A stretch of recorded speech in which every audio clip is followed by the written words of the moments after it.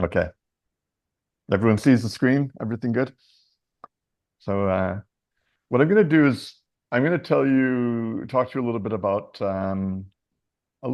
myself and the kind of work I've been doing in terms of what I write about, and then my work with Opus, which Soren has been a part of for quite a long time. Um, and you'll see that the really the main theme of everything is preventing suffering. And this goes from the ethics to thinking about it to actually steps that we actually take and projects that we run with the goal of preventing suffering. Um, so my first slide is really captures the essence of what I want to talk about. And this is something that I've been convinced about for years, and something which I've developed in my writing is the uniqueness of suffering, the unique state of a human or an animal suffering, and the urgency of the situation. And, of course, there's lots of human suffering in the world, but of course, if we open our eyes and look at what we actually do to animals around the world, the human treatment of animals is on a monstrous scale, and as you know, as we all know, this is something that just in terms of sheer numbers has actually outweighs the amount of the number of humans that are suffering. It's a moral catastrophe, um, and the real point is that suffering matters for its own sake. It doesn't matter what an organism looks like from the outside. What really matters is what it feels like on the inside. So I founded Opus about 9 years ago.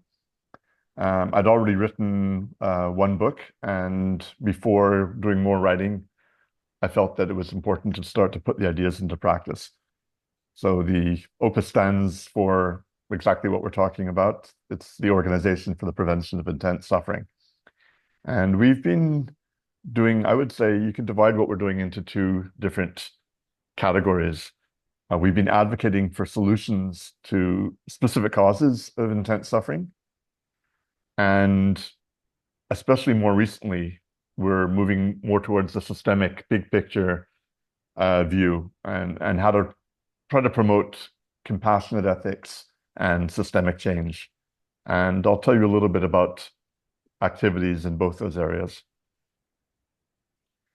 All of this started from a very basic question, and that is what matters. I would say, in a sense, you could say this is the starting question in ethics. Where do we turn our attention to?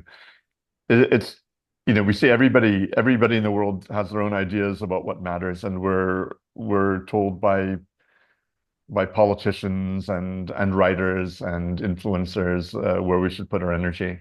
And I was interested when I started writing my first book in addressing this question and thinking independently and objectively about this very sort of basic question. And once we've identified what matters, then the next step is, what do we do about it? How do we try to align our actions and the world with what matters? And then the next step you could think of as being, well, how do we formalize it? If we think that there are ways that we should think about what matters and what to do about it, how can we put this, or can we put it into some sort of algorithm and codify it so that we can spread it more easily and apply it more easily? And then the last question is, what do we actually do in practice to promote the ethics and embed it into our system? So I've written two books at this point, plus I wrote a new publication, which was more of a joint effort in terms of research. But under my name, I've written two books. And the first book was The Battle for Compassion, which was really more of an exploration of the question, what matters? Sort of looking at our situation on this planet, being born onto this planet as a result of evolutionary processes that cause both pleasure and pain. and how do we deal with a situation and think independently about what to do. And that came out in 2011. My last book, which came out 2 years ago, was The Tango of Ethics. And in The Tango of Ethics, I go a little bit more deeply into the ethics and how to formalize it.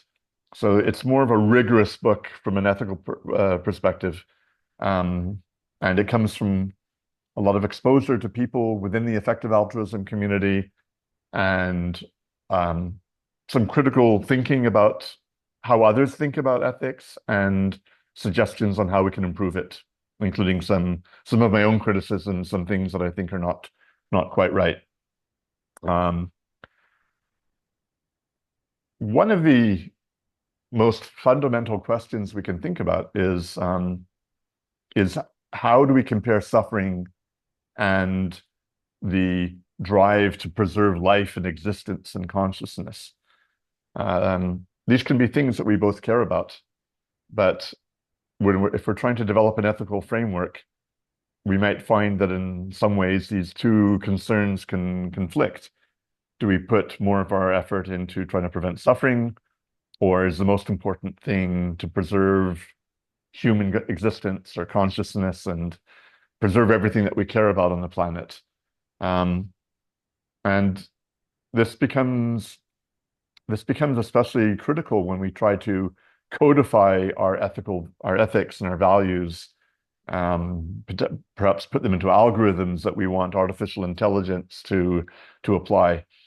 And this is one of the um, this is almost like one of the fundamental questions that I try to deal with in both of my books. Um, as you've as I've already suggested, my whole sort of way of thinking about ethics focuses primarily on suffering. Um, but we also have these very strong human intuitions about preserving our existence. And the question is, how do we, how do we deal with with this conflict between what we might think is more rational and then what it feels like to be a thriving human being? We can. I'm going to develop these ideas more, and if you have any questions, um, I think what I'd like to ask, please keep the questions for the end. I'll try to leave room at the end for some Q&A, and I'll be happy to answer anything that's not clear or that you question. So this slide is to show that one of our one of the things in our society that we note is that there's this very strong emphasis on increasing value. It's a very strong economic paradigm, the idea of increasing GDP, gross domestic product, or increasing shareholder value. It's the way a lot of the economy and the sort of the establishment and our governments tend to work, is that this is the thing that they tend to value. Suffering is almost seen as a distraction.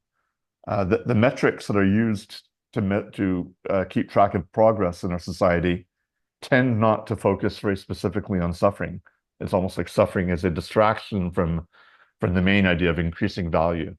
And I think this is a big problem, because it's almost like we've turned the economic paradigm, or we've incorporated it into our ethical thinking, so that we might end up giving more importance to creating lots and lots of happy beings in the future, even if there's a lot of suffering that goes along with it. And my perspective and the argument I try to make is that suffering has a priority that other states don't have. And I'll develop that in the next slides. Before I do that, I want to tell you a little bit about a short story that many of us with this perspective on ethics use as a metaphor for our situation in the world. Omelas is a story that was written by an American author a few decades ago. And in this story, there's a city where everybody is living happy, blissful lives.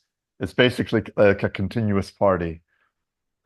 The only problem is that all of this happiness is dependent on one child who is kept in a basement under miserable conditions. So it's not important why we're never told who brought about this and why this is the case. But it just happens to be that for everyone to be happy, there has to be this one child in the basement suffering. And everybody knows this, but as people reflect on it, there's an increasing number who decide that they don't want to tolerate the situation, and they prefer to leave the town of Omelas rather than have their happiness depend on the suffering of someone else. And in some way, this is a metaphor for our world, in that there are a lot of people who are mainly looking after their own well-being and happiness and neglect the suffering of others. And in fact, our world can be compared to Omelas, except that the basement is much, much larger. It's not one child, it's huge numbers of beings, humans and animals, that are suffering. And so you could argue that in the same way that people don't want to be part of the situation, that you could say that we have I don't usually use the word responsibility. I would say it's a rational decision not to allow this suffering to happen. But instead of walking away, the thing to do is to actually get rid of the basement and save the child or all of the children. So it's a metaphor, but it's a powerful one. And there's just one more point I want to make, which is that, and this is actually quite an important one, we tolerate suffering often because of our separation from it. So, for example, in the story of Omelas, the people don't see the child, and it's easier to go on with their life, even though there's misery happening. And in the same way, in our world, a lot of the suffering we don't see. We can turn the TV off. We can stop looking on Facebook or Instagram or wherever we're getting stories. We don't see necessarily how animals are treated, especially on factory farms, because they're intentionally kept out of view. So a lot of suffering that is actually intolerable, because we would never choose to experience it ourselves. We tolerate because it's happening elsewhere, out of sight and out of mind. So I was saying that suffering has a uniqueness about it, a uniquely urgent call to action. And we can look at these three states: suffering and blissful happiness and nothingness. And only one of these states has a call to action, and that's suffering. When somebody is suffering, by any sort of meaningful definition of suffering, it's a state that the person or animal experiencing it wants to stop. When somebody is feeling happy, there's no need to change anything. But even nothingness, I'm showing here an empty planet. I think this is the planet Mars. There's no need to fill the planet Mars or any planet with happy beings. The only urgency is when there's suffering. And if you think about it from an ethical perspective, if you think of ethics as being what we want to change in the world, where we need to put our resources, only suffering has this call to action. And this is a perspective. Many people will disagree. I think that if you do think about it objectively, this does actually make a lot of sense. Now, I know that David has discussed, he's given you an introduction to effective altruism and some of the core principles. And I guess if you want to sum up effective altruism, it's basically trying to do as much good as we can with the resources available. So that means doing calculations, because if we don't do calculations, we can't keep track. We can't keep track of the things that we care about. I'm going to give you an additional perspective. So I think measuring impact and trying to have as much impact as possible is really important. I also think that some of the ways that people in the effective altruism community think about impact isn't always that reasonable. One of them is this idea that we can add everything together, happy states, suffering states, and put numbers on all of them and add up the numbers and get a number in the end. And if the number is positive, then it's considered good. And if it's considered negative, it's considered bad. It's a bit of a simplification, but not that much. If you really take utilitarian reasoning to the limit, this is basically what it says. And I disagree with that. I think it's not actually that reasonable. Um, First of all, the idea that you just can add happiness and suffering up together and get a single number.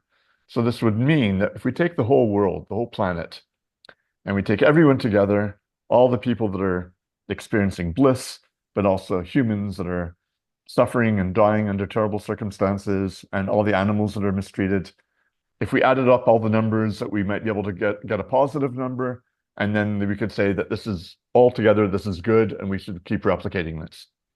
I don't think that reasoning makes sense. Suffering and happiness they're not just negative of one another. Um, Happiness is not just the opposite of suffering in the sense that you can add it together. So for example, if somebody is suffering blissfully and they're at a level of 10, and somebody else is suffering, let's say, almost at the extreme end. Let's say they're suffering at a level of -9, and you add them together and you get a +1. You can say, well, that's okay. I don't think that makes sense because they are not simply opposites. They are unique states of being, and they matter for their own sake. Another way of showing it is this. This is from a film I made. And it's actually an animation where the seesaw actually moves. And the idea is that it doesn't matter how many people are happy, the suffering that is urgent, that requires attention to, will always have an urgent call to action to do something about it, rather than trying to create more happy people. Now, there's another idea about connected with aggregation, and that's even if we just look at suffering and forget about happiness for a moment, that's the idea that if you add together lots of very minor suffering, it can be just as important as a small number of instances of extreme suffering. And I think that, again, that doesn't make sense because we're talking about very different states of being. And I use a metaphor here to show this. On the left, we have lots of small hills, and on the right, we have a high mountain. I don't know where it is. If it's I think it's in the Himalayas. And my point is that you could go up the same number of meters. You could go up 8,000 meters in small hills, going up one little hill, going down, going up again, going down, going up and going down, and you'll never get altitude sickness. You can go up a mountain in the Himalayas without oxygen, and you could get severe altitude sickness. So if you just looked at the number of meters that you went up, it would be the same. But just adding them together on the left doesn't give you the same effect as going up one single mountain. So I think it's a fairly good analogy to what is often done in measuring suffering. And what this means is that it makes rational sense to focus especially on extreme suffering. I've just given a few examples here. There are two examples of animals being kept in small cages where they can't move, which is a horrible way, obviously, to treat a sentient being. The example on the right is people being tortured in a North Korean prison camp. But there are many, many examples of extreme suffering, and I talk about them in my books and in Opus's new publication, which I'll tell you about in a minute. But even if we accept that extreme suffering is really something that we need to put most of our attention to, we still have a lot of intuitions about thriving and enjoying life and surviving and creating more life in the future. And we also have intuitions against doing harm, which means that even if you could prevent more suffering from harming some, we have strong intuitions that make us feel very uncomfortable about harming some to help others. Maybe sometimes it's inevitable, but it's a very strong intuition not to cause harm. Also not to concentrate harm, like in the example of Omelas, where you have one child, or maybe even if there are a bunch of children in the basement, and they were all that suffering was concentrated there so that everybody else could be happy. we have a very strong intuition that that feels wrong. It feels wrong, and we don't want to live like that. And but then there are all the other positive intuitions about trying to enjoy life. And my way of reconciling these two urges is that it's a dance. It's a dance that we are almost forced into. Our existence involves a dance. We want to enjoy life. We also recognize that there's terrible suffering that we need to address. And instead of saying that all the happiness automatically makes the suffering worthwhile, we can say, no, the suffering is bad and requires our attention, but um, we also are human beings with strong intuitive desires, and those matter too. And this is a way of it's a way of dealing with our situation in a pragmatic way, while still recognizing that the suffering is our top priority. And this is actually the cover of my last book, which it's not meant to say that men are rational and women are intuitive. It's more of the the masculine and the feminine paradigm, which in a tango you have one leading and one leading and um, one following. But what I'm actually suggesting here is that it's a tango between two ways of being, two kind of urges, and sometimes we change roles.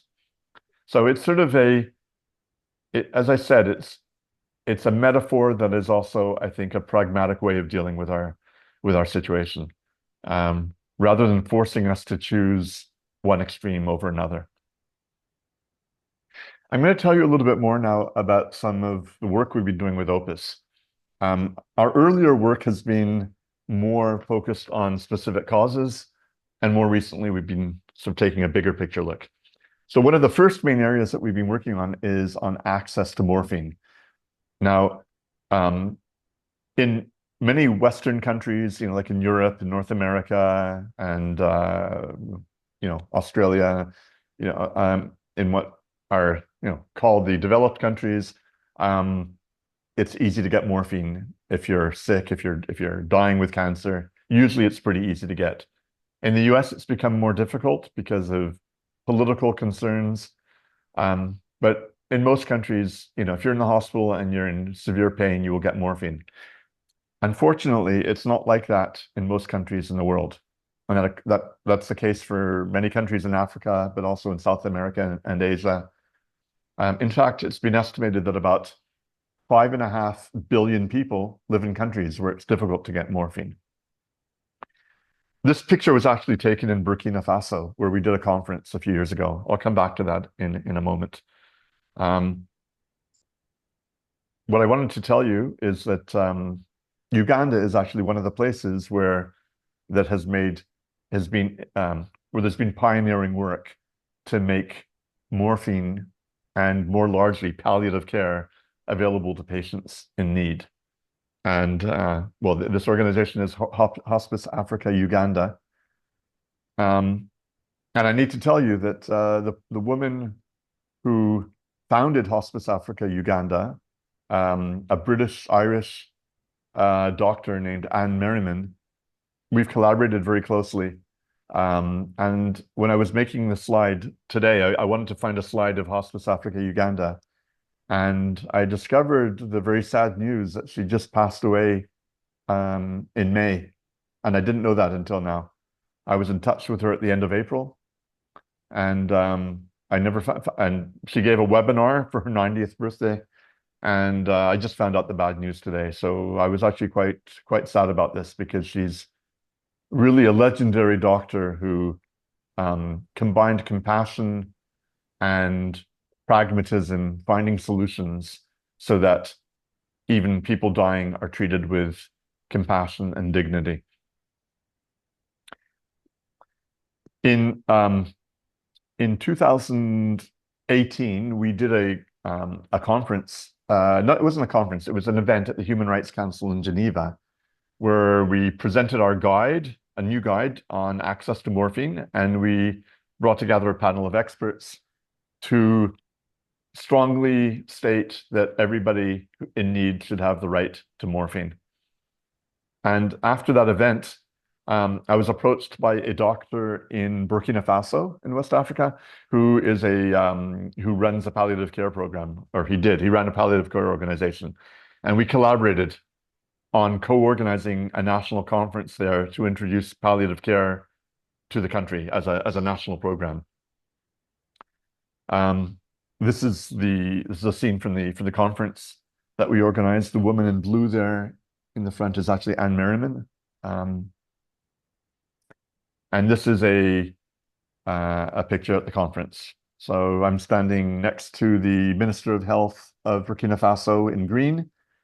And in the pink dress, that's Anne Merriman, who made the trip from Uganda all the way to Burkina Faso, even though she had trouble walking. So really an amazing woman, and we're really grateful for her support. And it was an interesting conference. There were people there from other countries as well. And I think it's pretty fair to say this was basically a launch of palliative care. There were people from the government and doctors, and there was a decision made to introduce palliative care into the curriculum of medical schools, to put it into law, and to try to lower the logistical obstacles, and also to bring morphine production into Burkina Faso, which happened finally a few years later. The other area that we've been working on is another source of suffering, and that's cluster headaches. Now, I don't know how many of you know about it, but cluster headaches are one of the most painful conditions known to medicine. And the medical options are not that good, but it turns out that certain substances with psychedelic properties are very helpful. Many patients have discovered this. And we have basically been advocating for access so that people that are in pain can get legal access, ideally through the medical system, to relieve their pain, because nobody should be left in pain when there are solutions that work. This is just a description from somebody with this condition who wrote a book about it. And sorry, I'm just my screen is slightly blocked here. Sorry, I was trying to read from the presentation and I couldn't see everything. Let me try again here. I seem to have lost my presentation, so I'm going to try again.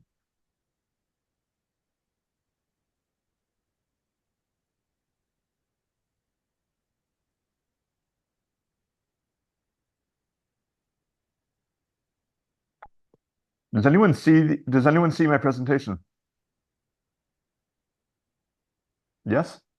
Yes. Okay. Yes. Yes. So it's just me not seeing it, which is not very good. There we go.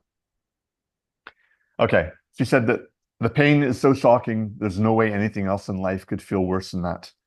This is the feeling of death, only you don't die. Now, this is a study that was done to compare cluster headaches with other painful conditions. So these are people who have experienced cluster headaches and other conditions. And cluster headaches are generally rated around close to 10 out of 10, the level of pain. And it's worse than giving birth, it's worse than kidney stones, it's worse than gunshot wounds and other conditions. So that just shows you how painful it is. And this slide just shows how effective certain psychedelics are compared to other substances.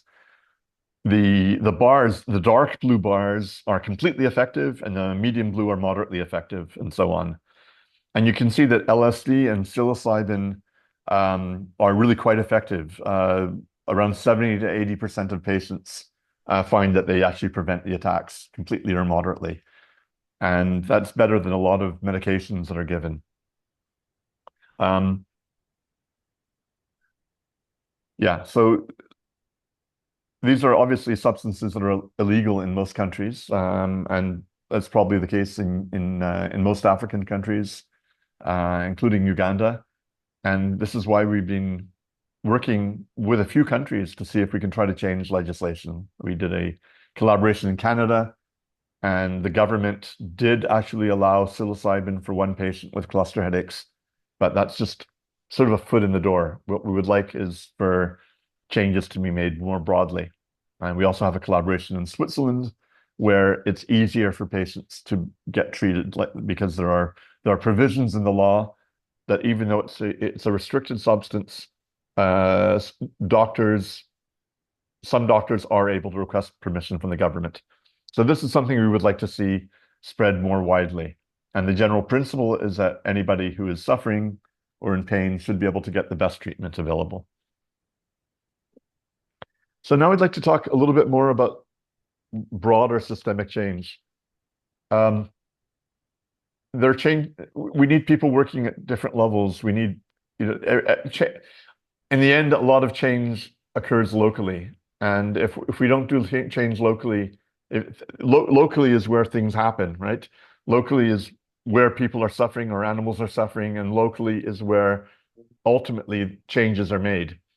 But it's also at the same time, there's a lot to be said for ambitious projects that might be able to change laws or increase international collaboration, and that can potentially have a lot more impact on suffering. So we actually need both in parallel. This picture is from the Manhattan Project in World War II. It was to develop a nuclear bomb, and you could argue that maybe that wasn't such a great thing. But what I really want to show here is that when you bring a lot of people together with trying to work on a goal, you can actually achieve some pretty dramatic things. And that's why I'm showing this picture. Now, we put together a new publication, and it literally just came out a few weeks ago. It's called Compassionate Governance, a strategic guide to preventing and alleviating global suffering.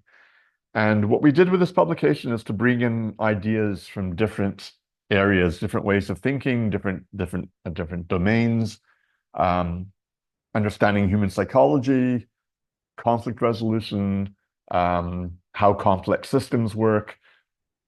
We brought in some of the best ideas we could find from these different areas, as well as thoughts about ethics, like I've been talking to you about, ideas for policy change to help humans and animals, and also movement building. What are some of the principles that seem to work in effective movements? And we brought this all together in one publication, and we've been sharing it. Um, and I think it's a pretty useful tool, and I think it should be shared as widely as possible. Because what's unique about it is it brings together in one place a whole range of useful ideas that, if applied, I think could help to make the world a better place. Soren anyways can send the link with you. I just put up this QR code, where if you scan it, you'll go directly to the page on the Opus website, and you can download a free copy of the book as a PDF. I'm just going to go very quickly through some of the key ideas. One of the ideas is empathy and strategy as drivers of cooperation. In some ways, this is similar to the effective altruism idea of combining the heart and the mind. But I mean something a little bit different here. Combining the heart and the mind says, well, we care and we want to be as effective as possible in doing something about it. And I'm trying to say something a little bit different here, that we need strategy to try to improve global cooperation.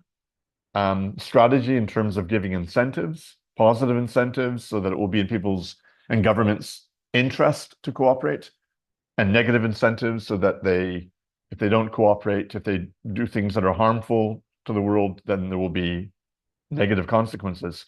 But the other very important part of it is empathy. It's not driven by strategy. It's just a pure caring about the well-being of others. And I think that the more that our actions are driven by empathy, the more empathy we will get in return, and the less we will have to depend on incentivization. So I think these are both parts of the solution. Trust and depolarization. We're seeing a lot of polarization in the world today, in many countries, in the US, of course. where people with very different views seem to be moving apart. Um, and we can only really create a more compassionate, collaborative world if we find ways of depolarizing. And one of the most important ways of doing that is to build trust. Not to tell people that they're wrong, that their way of looking at things is wrong, but to show care, to listen to them, listen to what they have to say, and show that we're concerned about their well-being, even if we might disagree about some of their political views, and to build trust that when we say things that we mean them, that they're true. And these are very important factors for basically improving global cooperation. And we discuss this in a chapter on trust. It's not enough to when people believe things that aren't true, it isn't enough to just give them facts. They may help, but they may actually cause them to disagree with you even more. People don't like to be told that they're wrong about facts or about their morals. They like to be listened to, and they like to feel that they can trust you as well. So I think more important than just giving facts are important, don't get me wrong, but even more fundamental to that is being able to build trust.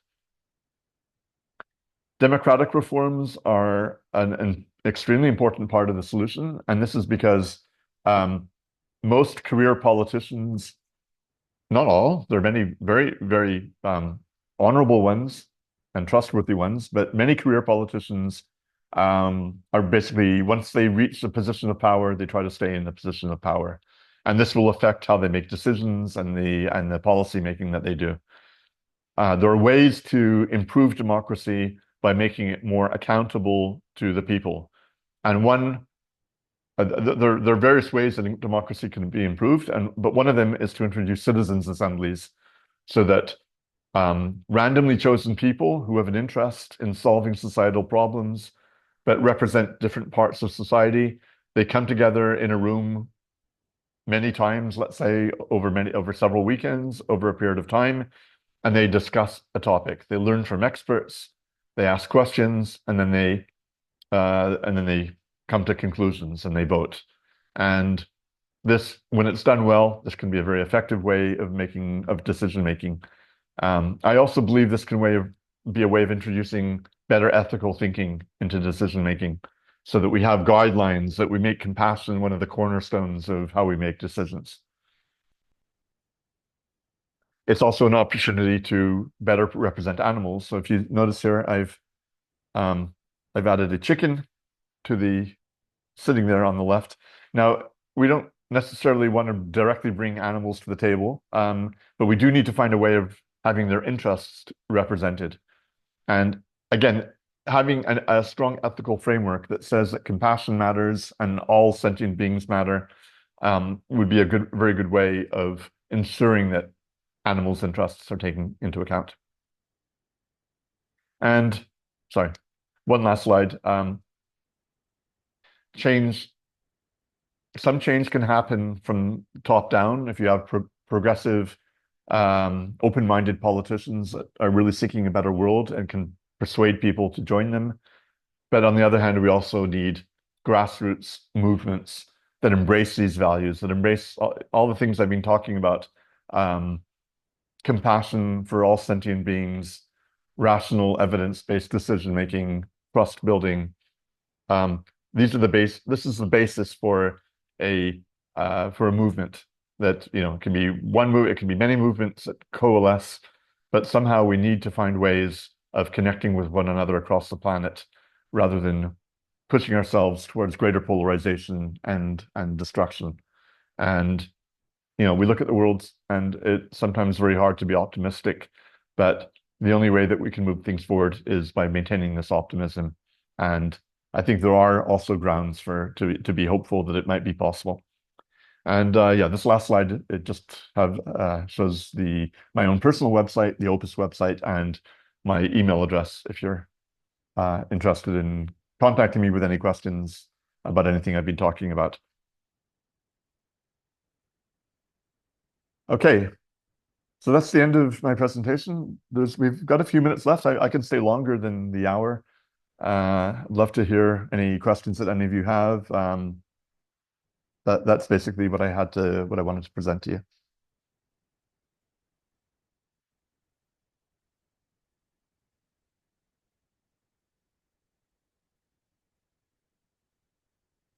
So if anyone just feels like asking any questions, you can send a message in the chat or just unmute yourself and speak.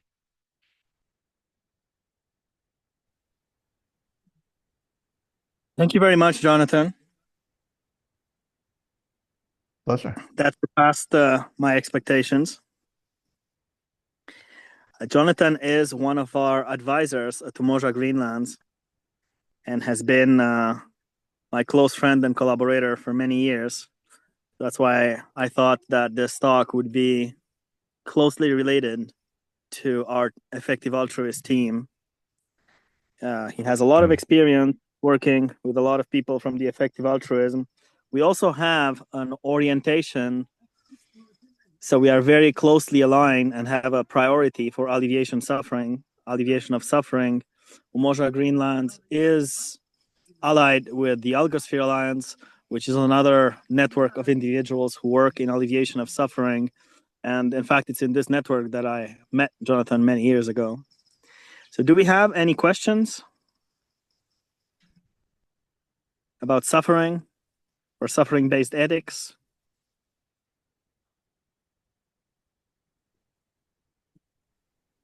Jonathan, you touched on it a little bit in your talk, but I'm curious how you think about sort of the rate of progress. If you sort of zoom out, how fast are we progressing, or are we progressing in these areas, or are things getting worse, better? How fast? And yeah. Yeah, it's an interesting question. I think one way of looking at it is that you have different kinds of dynamics occurring at the same time. So it's not necessarily that the world as a whole is advancing or regressing. We have both kinds of currents happening at the same time.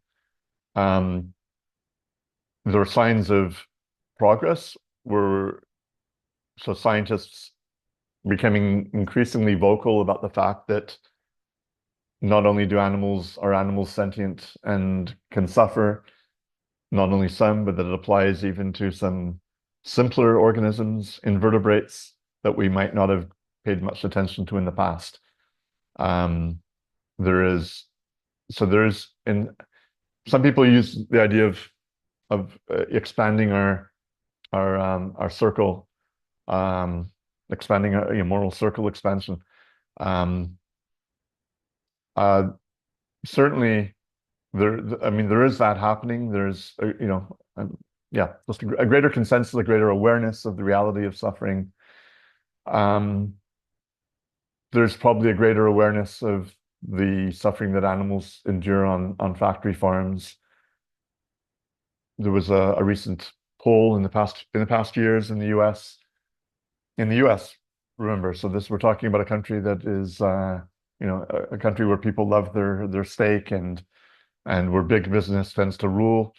You get a very significant fraction of the population, probably more than 50%, who agree that it would be better for animals not to suffer on factory farms or even to ban slaughterhouses. Whether people would actually agree if it meant that they couldn't eat meat anymore and there was no substitutes, that's another question. But at least people are at least partly sensitive to the suffering of animals. Technologically, we've got progress because not only do we have amazing plant-based replacements for animal products, but the technology is advancing as well in making equivalents using clean meat and not only meat but other animal products using bioreactors and so on. There are a lot of things to be happy about. It's been argued that you can look at some statistics showing that a lot of things are improving, mortality rates dropping, In many countries, people are starting to live longer. Rates of violence, despite all the horrible conflicts going on now, that in many countries, people are less likely to die of violence. Um, but then if you look at the sort of bigger picture, um, is this kind of progress going to continue, or or are we facing, in my first book, I talked about the idea of humanity coming up against a wall because of this acceleration of progress. And, there's still human nature. Human nature still is what it is. And the people in power are not always the most compassionate. And even if most people agree to cooperate, you can have some rogue actors, whether they're individuals or rogue countries, that don't cooperate. And what we're seeing is that weapons technology is getting more sophisticated, and obviously AI is just powerfully accelerating. And so there's so much that's unknown and quite scary about the short-term future. So to ask it if things are really getting better is really a question about how much suffering is there going to be in a year, in 5 years, in 10 years, in 100 years. And I really don't know. There are a lot of threats to humanity. If humans were to be wiped out, I mean, we don't want that to happen.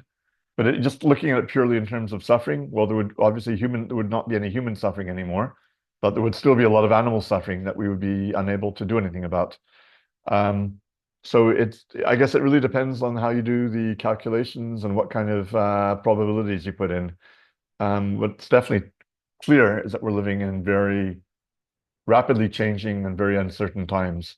And if we want to try to reduce as much as possible the expected amount of suffering in the future, I think we were going to have to find and look for ambitious ways of improving global cooperation. And that was part of my hope in creating this guide, is that bringing together all these principles and putting it in front of people who care and have influence, and try to get these principles applied more effectively.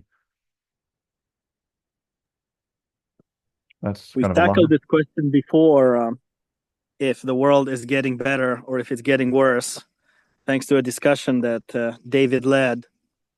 And there's an article that came out from Project Consilience that we discuss on our website, on our page, Understanding the Meta Crisis and Context Urgency, Yeah. where they are very critical of the current progress narrative. Yeah.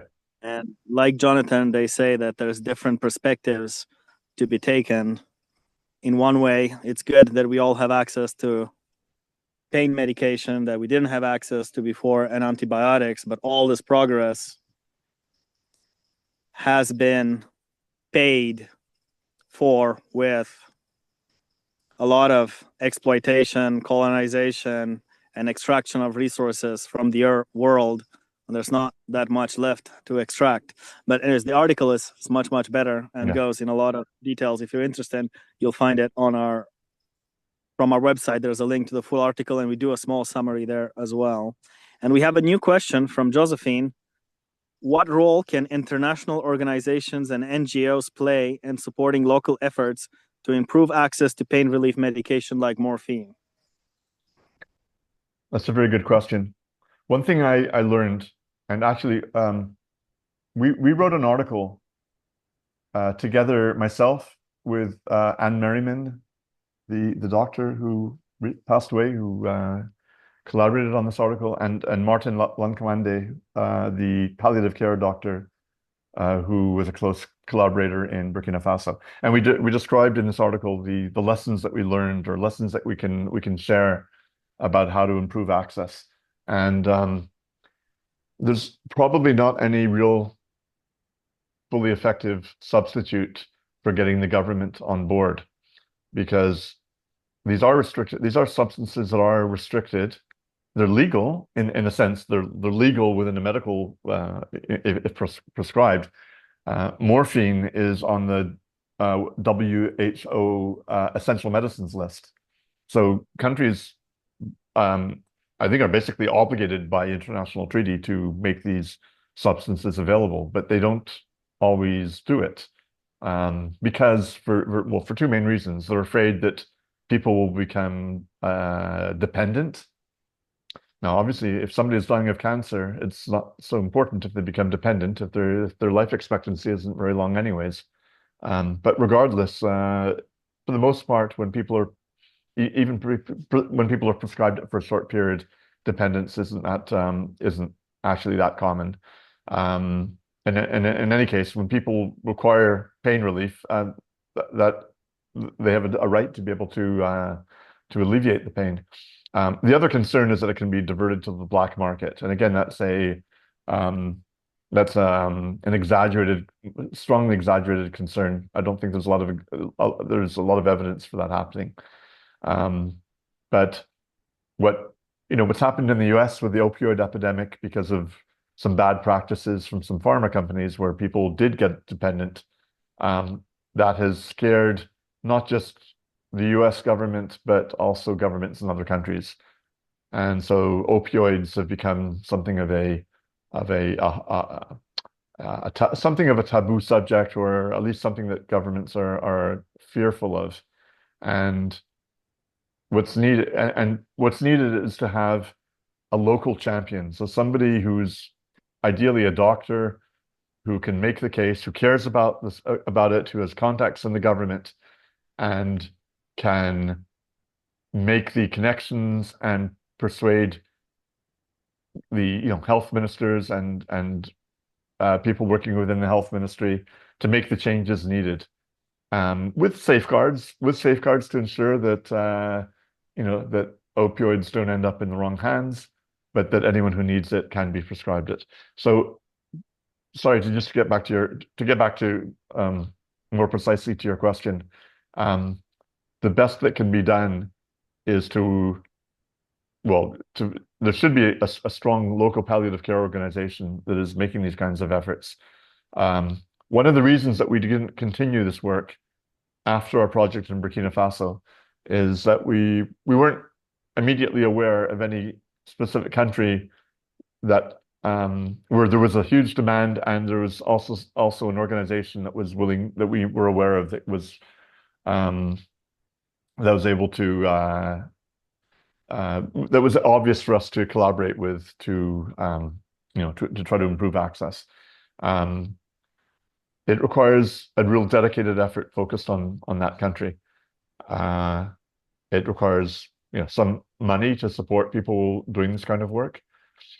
But I would say that there's not really any good alternative to trying to get the government on board, with however that's possible. You can't trying to find other ways of introducing morphine into the system wouldn't work, because it has to be centralized through the government. And there are alternatives to opioids, but for the most part, they're not as effective. There are other medications being developed, being tested, but they're under patent protection. At the moment, there isn't any fully adequate substitute for opioids. So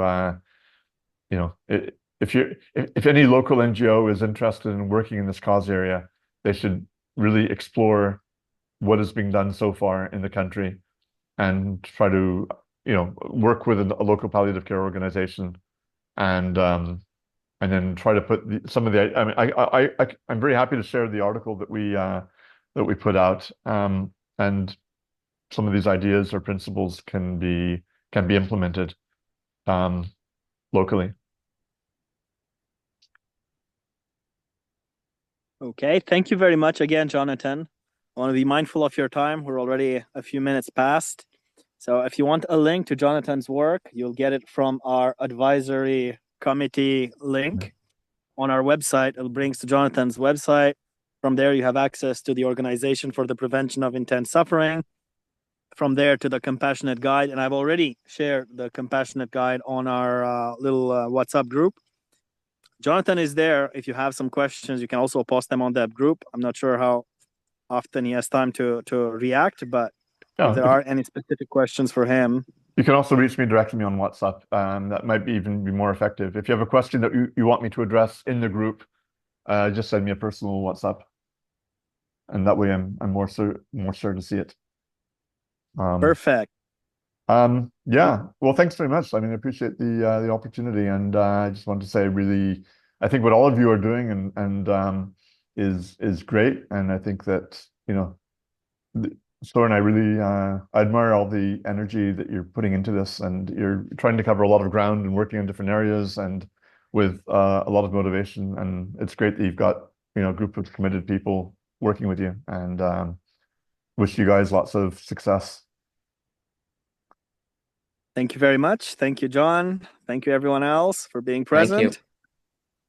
And we'll see each other next week. Bye-bye. Bye.